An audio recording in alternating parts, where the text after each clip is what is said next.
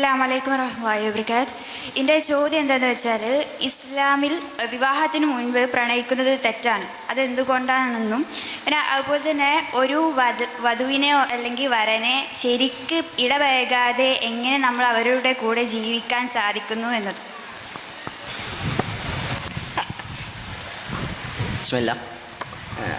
പ്രണയവുമായി ബന്ധപ്പെട്ടാണ് ഒരു ചോദ്യം.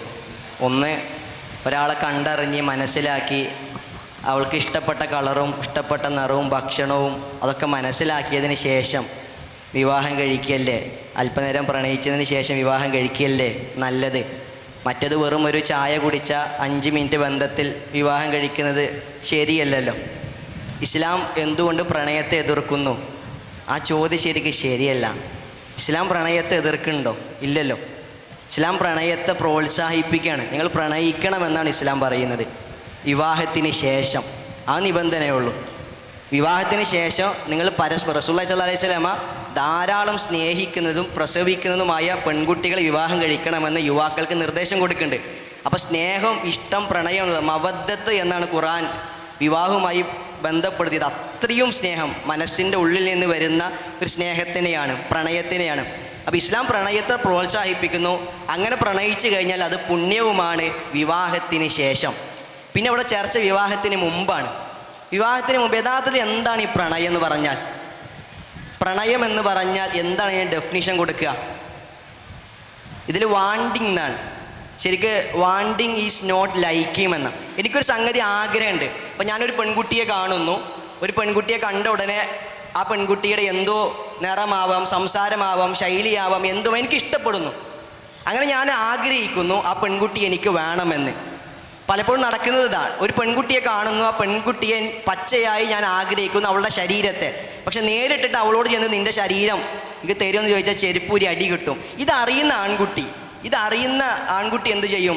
അവൻ പ്രണയത്തിൻ്റെ കുപ്പായം ഇടും. എന്നിട്ട് അവൾ പോകുന്ന സ്ഥലത്ത് പോകും, അവൾ പോകുന്ന ബസ്സിൽ കയറും, അല്ലെങ്കിൽ ഇൻസ്റ്റഗ്രാമിൽ മെസ്സേജ് അയക്കും, ഇഷ്ടപ്പെട്ട റീൽസ് അയക്കും. ആ റീൽസിൽ പോലും പ്രാധാന്യമുണ്ട്. ഇപ്പോൾ ഈമാനുള്ള ഒരു കുട്ടിയാണെങ്കിൽ, കൃത്യമായി നമസ്കരിക്കുന്ന ഒരു പെൺകുട്ടിയാണെങ്കിൽ, ഇവൻ അയക്കുന്ന റീല് മക്കയുടെയും കഅബയുടെയും ഒക്കെ റീലായിരിക്കും, മദീനത്തുള്ള റീലും നിസ്കരിക്കുന്ന റീലായിരിക്കും. എന്നാൽ യോയോ വൈബും DJ പാർട്ടി നടക്കുന്ന ഒരു പെൺകുട്ടിയാണെങ്കിൽ അത്തരത്തിലുള്ള റീൽസുകളും മെസ്സേജുകളും ഇവൻ അയക്കും. ഇവൻ്റെ ആഗ്രഹം എന്താ?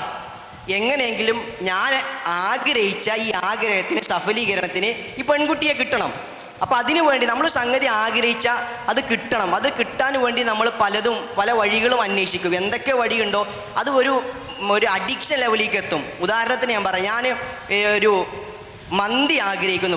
ഇവിടെ ഇങ്ങനെ പോകുന്ന സമയത്ത് ചാലിയത്ത് നിന്ന് ഇങ്ങനെ പോകുമ്പോൾ ഒരു മന്തി കട, കുഴിമന്തി എന്ന് കാണുമ്പോൾ എൻ്റെ മനസ്സിൽ ആഗ്രഹം വരുന്നു, ഒരു മന്തി കഴിക്കണം, ഒരു അൽഫാം മന്തി, ഒരു പെരിപെരൊക്കെ മന്തി കഴിക്കണം ആഗ്രഹം വരുന്നു. ഈ ആഗ്രഹത്തോടു കൂടി എന്ത് ചെയ്യും? പൈസ ഇല്ലെങ്കിൽ കടം മേടിച്ചിട്ട് മന്തി കഴിക്കാൻ കഴിയുന്നു. മന്തി ഓർഡർ ചെയ്തു, മന്തി കഴിക്കുക. ചില ആളുകൾ എന്ത് ചെയ്യും? പീസ് മാറ്റി വെക്കും. വലിയ പീസ്, ചെസ്റ്റ് പീസ് തന്നെ വേണം. ചിലവർക്ക് വാശിയാണ്. ചെസ്റ്റ് പീസ് മാറ്റി വെച്ചിട്ട് ആദ്യം കുറേ ചോറ്, റൈസ് തിന്നും. അവസാനം എന്ത് ചെയ്യും? ഈ ചിക്കൻ പീസ് തിന്നാൻ നേരത്ത് ഒരു മടുപ്പ് ഇങ്ങനെ വരും, കുറേ ആയി, ഇനി മതി. അപ്പോൾ ആദ്യം തിന്ന ടേസ്റ്റ് പിന്നെ കിട്ടുന്നില്ല. അവർ മന്തി കഴിക്കുന്നതോട് കൂടിയിട്ട് ഒരു 150-200 രൂപ ആകുമ്പോൾ വേണ്ടിയിരുന്നില്ല. അപ്പോൾ ആഗ്രഹം കഴിഞ്ഞ്. ആ ആഗ്രഹം, ഈ മന്തിയുടെ ബോർഡ് കണ്ടേക്ക് ഇവൻ മുന്നേ കഴിച്ചതും അല്ലെങ്കിൽ ഇവർ ആഗ്രഹം ഉള്ളത് കൊണ്ട് തന്നെ ഇവരുടെ ഡോപ്പമിൻ എന്ത് ചെയ്യും? ഹൈ ലെവൽ വർദ്ധിക്കും. ഈ ഡോപ്പമിൻ ഹൈ ലെവൽ വർദ്ധിച്ചു കഴിഞ്ഞാൽ പിന്നെ ആ ആഗ്രഹം എങ്ങനെയും കിട്ടണം, അതിനുവേണ്ടി എന്തും ത്യാഗവും സഹിക്കും. ഇതേ രൂപമാണ് ഡ്രഗ്സിലും നടക്കുന്നത്. ആരെങ്കിലും പറയണ്ട, മദ്യം, സിഗരറ്റ്, MDMA എനിക്ക് ഇഷ്ടമാണ്, ഞാൻ അതിനെ പ്രണയിക്കുന്നു. മദ്യത്തെ പ്രണയിക്കുന്നു ഇല്ലല്ലോ. പക്ഷെ മദ്യം ആളുകൾ ആഗ്രഹിക്കുന്നു. ഈ ആഗ്രഹത്തിന് വേണ്ടിയിട്ട് പൈസ, പണം എവിടെ നിന്ന് വേണമെങ്കിലും സമ്പാദിക്കും. അതവൻ നേടിയെടുക്കും. എന്നെന്ത് ചെയ്യും? ഡ്രഗ്സ് അവൻ ഉപയോഗിക്കും, മദ്യം കുടിക്കും. മദ്യം കുടിച്ചു കഴിഞ്ഞാലാണ്, ഈ മദ്യം കുടിക്കുമ്പോൾ ഇതിനെതിർക്കുമ്പോൾ പൈസ കൊടുക്കാൻ മാതാപിതാക്കളോ കുടുംബക്കാരോ ആരെങ്കിലും എതിർത്ത് കഴിഞ്ഞാൽ അവരോട് ദേഷ്യം തോന്നും. അവർ പറഞ്ഞൊന്നും പിന്നെ കേൾക്കൂല. കാരണം എന്താ? ഇവൻ്റെ മനസ്സിലൊരു ആഗ്രഹമാണ്, മദ്യം വേണം, സിഗരറ്റ് വലിക്കണം എന്നൊരാഗ്രഹം.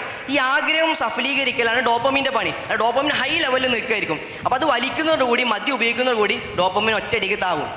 ഇതേ രൂപമാണ് പ്രണയം. ശരിക്ക് ലവിനെ കുറിച്ച് പറയുന്നത്, ലവ് ഈസ് ഒറിജിനൽ അഡിക്ഷൻ എന്നാണ് ന്യൂറോ സൈക്കോളജി പറയുന്നത്.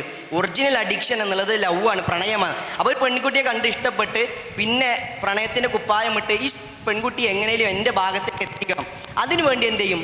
ഇവൻ ഇതിനു വേണ്ടി സമയം ചെലവഴിക്കും. ഏകദേശം പ്രണയത്തിലാവുന്ന ഒരാൾ 85% ഒരു ദിവസം ആ പെൺകുട്ടിയെക്കുറിച്ച് ചിന്തിക്കുകയായിരിക്കും, മനസ്സിൽ ആലോചിക്കും, ചിത്രങ്ങൾ നോക്കും, അതിനു വേണ്ടിയുള്ള പോസ്റ്റുകൾ നോക്കും, അവരുടെ ഇൻസ്റ്റാഗ്രാം ID വെറുതെ ഇന്ന് അയച്ച മെസ്സേജ് അവൾ കണ്ടോ, 2 മണിക്കൂർ 4 മണിക്കൂർ 24 മണിക്കൂർ 2 ദിവസം 48 മണിക്കൂർ, ഇതിങ്ങനെ നോക്കിക്കൊണ്ടേ ഇരിക്കുമെന്നാണ്. അപ്പോൾ ഈ ആൺകുട്ടികൾ ആഗ്രഹം എന്താ, ഈ പെൺകുട്ടി എങ്ങനെയെങ്കിലും എൻ്റെ ഡോപ്പമിൻ ഉയർന്ന എൻ്റെ ആഗ്രഹ സഫലീകരണമുണ്ട്, അവളുടെ ശരീരം അതെനിക്ക് കിട്ടണം. അപ്പം അതിനു വേണ്ടി പൂ കൊടുക്കും, ഡയറി മിൽക്ക് കൊടുക്കും. അങ്ങനെ അവസാനം നിമിഷത്തിൽ എന്ത് ചെയ്യും, ഈ പെൺകുട്ടികൾക്ക് ആൺകുട്ടികൾക്ക് സുഹൃത്തുണ്ടായിരിക്കും. ആ സുഹൃത്ത് പറയും നല്ല ചെക്കനാണ്, നല്ല പെൺകുട്ടിയാണ്, അല്ല അങ്ങനെ എന്ത് ചെയ്യും, മെല്ലെ ആരെങ്കിലും ഒരു ഇമോഷണൽ, പിന്നെയാണ് ഏറ്റവും കൂടുതൽ ഇമോഷണൽ അട്രാക്ഷനാണ് പിന്നെ വരിക.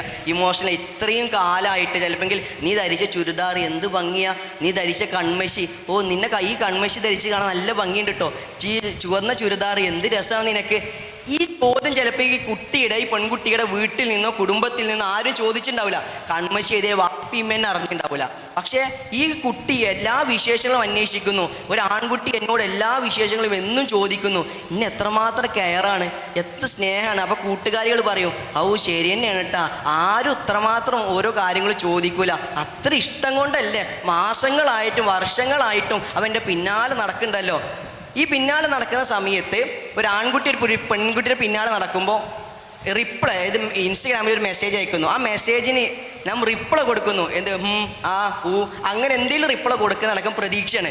കാരണം ഇവൾ ഒഴിവാക്കണില്ലല്ലോ. സ്കൂളിൽ കണ്ടാൽ ഒരേ ക്ലാസ്സിൽ കണ്ടാൽ സംസാരിക്കുന്നില്ല, പക്ഷേ ഈ മെസ്സേജ് അയക്കുമ്പോൾ അയക്കണ്ടല്ലോ, യെസ് അതൊരു ത്രില്ലാണ്, ഒരു മൈൻഡ് ഉണ്ടല്ലോ, ഞാൻ അയക്കുന്ന റീല് ലൈക്ക് ഇട്ടല്ലോ, യെസ് അത് മതി. അപ്പോൾ എനിക്ക് എന്നോട് ചെറിയൊരു താല്പര്യമുണ്ട്, അല്ലെങ്കിൽ അവൾ ലൈക്ക് ഇടുമോ ഇല്ലല്ലോ, അല്ലെങ്കിൽ അവൾ അയക്കുമോ ഇല്ലല്ലോ, അതുകൊണ്ട് ഒരു താല്പര്യമുണ്ട്. അപ്പോൾ ഇതുവരെ ഗ്യാങ്ങിൽ ചർച്ചയാകും, ശരി തന്നെ ഒരു ലൈക്ക് അടിച്ചിക്കണമെങ്കിൽ അവൾക്ക് എന്തെങ്കിലുമൊക്കെ ഇഷ്ടം ഉണ്ടാവും. പിന്നെ പുറമെ സ്കൂളായതുകൊണ്ട് പരസ്യമായിട്ട് പറയാത്തതായി.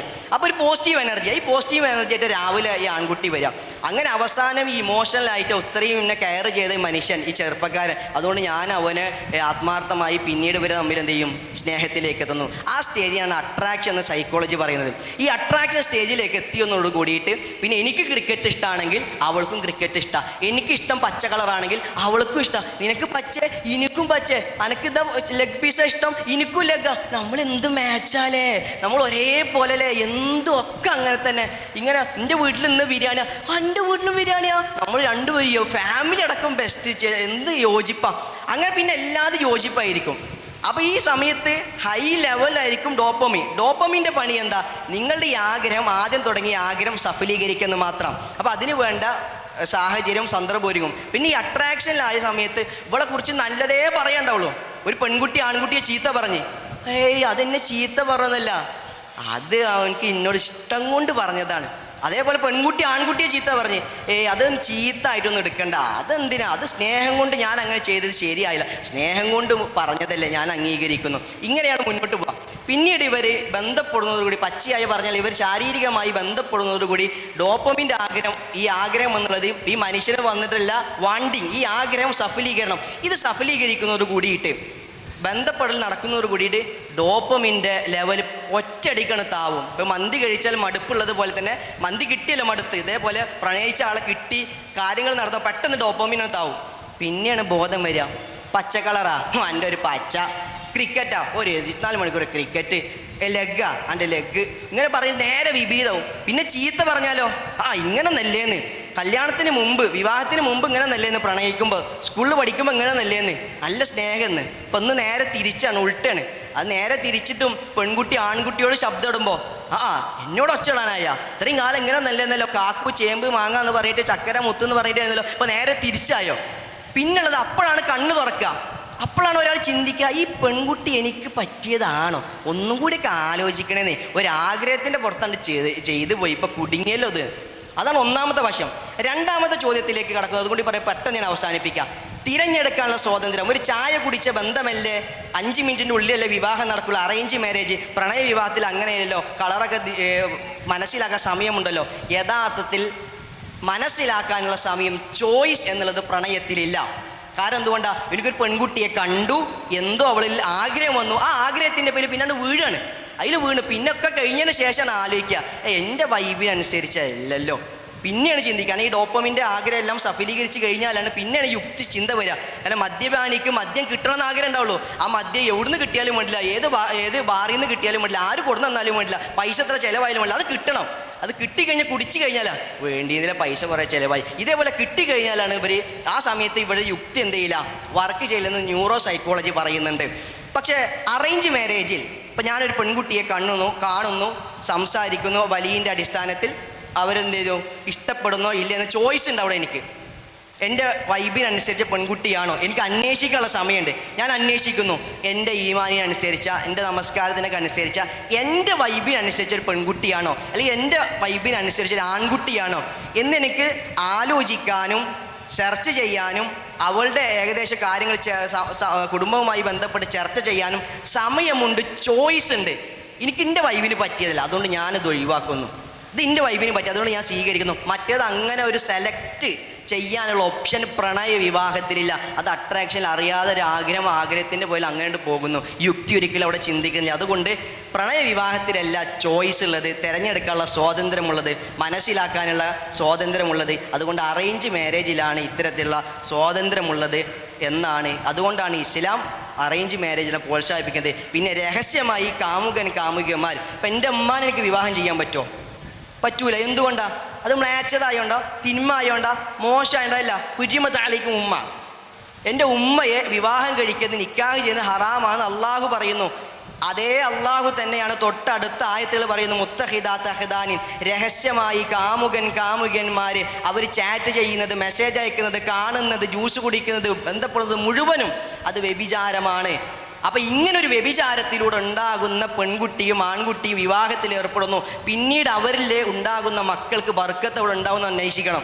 അല്ല, വിവാഹം എന്നുള്ള സുന്നത്തായ ഒരു സംഗതിയെ ഹറാമ് കൊണ്ട്, വ്യഭിചാരം കൊണ്ട് തുടങ്ങി അതിൽ പിന്നെ ബർക്കത്തില്ലാത്തൊരവസ്ഥയിലേക്ക് എത്തുന്നു. അതുകൊണ്ട് ആരെങ്കിലും പ്രണയത്തിലായി പെട്ടുപോയി എന്ത് ചെയ്യണം? രണ്ടുപേർക്കും പരസ്പരം പറഞ്ഞ് മനസ്സിലാക്കാം. അള്ളാഹുവിന് വേണ്ടി, തൃപ്തിക്ക് വേണ്ടി പരസ്പരം എന്ത് ചെയ്യാം, അല്പം നമുക്ക് മാറി നിൽക്കാം. ഏതായാലും ഇതുവരെ ഉള്ളതൊക്കെ ആയി, ഇനി എൻ്റെ വിവാഹപ്പുറം ആൺകുട്ടികളോട് പറയാനുള്ളത്, വിവാഹപ്രായമായാൽ നട്ടെല്ലും സമ്പത്തും ആരോഗ്യം വന്നു കഴിഞ്ഞാൽ പെൺകുട്ടിയെ ഇഷ്ടപ്പെടാൻ തെറ്റല്ല, ഇഷ്ടപ്പെട്ട് കഴിഞ്ഞാൽ നേരെ കടന്നു ചെല്ലുക, പെൺകുട്ടിയെ വീട്ടിലേക്ക് ചെല്ലുക. അവരോട് എന്ത് പറയാം? പെൺകുട്ടിയുടെ ഉപ്പയോട് പറയാം, എനിക്ക് നിങ്ങളുടെ മകളെ വിവാഹം ചെയ്തു തരുമോ എന്നൊരു ആൺകുട്ടി പെൺകുട്ടിയോട് ലെറ്റർ കൊടുക്കാനല്ല, അവൾക്ക് ഇൻസ്റ്റഗ്രാമിൽ മെസ്സേജ് അയക്കാനല്ല, എന്നെ ഇഷ്ടമാണോ ഞാൻ കെട്ടട്ടെ എന്നല്ല, ആ പെൺകുട്ടിയുടെ വലിയനോട്, ഇക്കാക്കമാരോടോ ജ്യേഷ്ഠന്മാരോടോ ഉപ്പമാരോടോ എന്ത് ചെയ്യണം? ആൺകുട്ടി അങ്ങോട്ട് നിങ്ങളുടെ മകൾ എനിക്ക് വിവാഹം കഴിക്കാൻ താല്പര്യമുണ്ട്, വിവാഹം ചെയ്തു തരുമോ എന്ന് മാന്യമായി ചോദിക്കാനുള്ള സ്റ്റാൻഡേർഡ് എത്തിക്കഴിയുമ്പോൾ പെൺകുട്ടികൾക്ക് ഇങ്ങോട്ടും അതേപോലെ തന്നെ ആൺകുട്ടികൾ അങ്ങോട്ടും ചെന്ന് മാന്യമായി ഡീലിങ് ചെയ്യാണ് വിവാഹം. അത് സുന്നത്താണ്, പുണ്യമുള്ള സംഗതിയാണ്. അതൊരിക്കൽ വ്യഭിചാരത്തിൻ്റെ പരിധിയിലേക്ക് എത്തരുത്. അതുകൊണ്ട് പ്രണയത്തിന് ഇസ്ലാം നൽകുന്നത്, വിവാഹത്തിന് മുമ്പ് നൽകുന്ന മുഴുവൻ സംഗതികളും അത് പച്ചയായ വ്യഭിചാരമാണ്. അത് ഇസ്ലാം പ്രോത്സാഹിപ്പിക്കുന്നത് കുറ്റമായി കാണുന്നു.